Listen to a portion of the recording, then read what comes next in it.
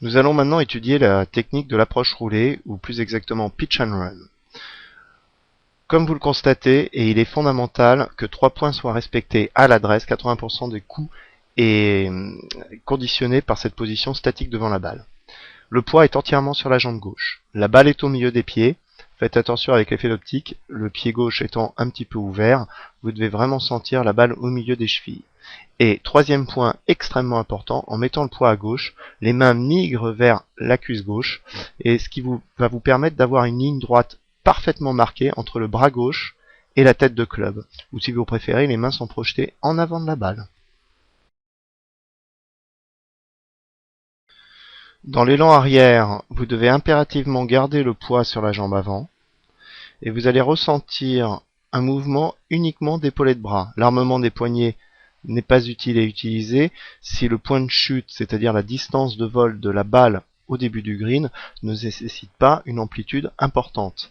Vous conservez la ligne entre le bras gauche et le manche du club, le poids est sur la jambe avant, et les épaules travaillent un petit peu plus comme un mouvement de putting, les hanches restent face à la cible.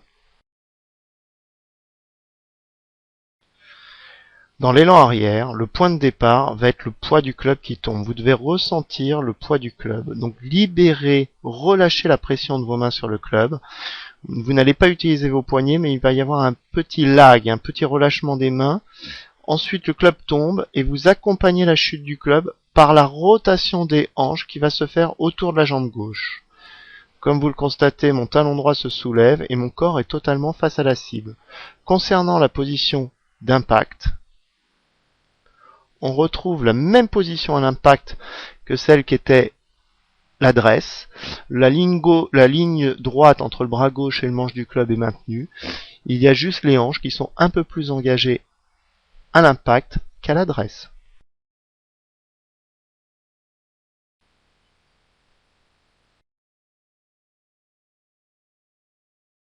Nous voilà maintenant dans une vue de profil. Les épaules et les bras, tout comme un pendule au putting, amènent le club là-haut.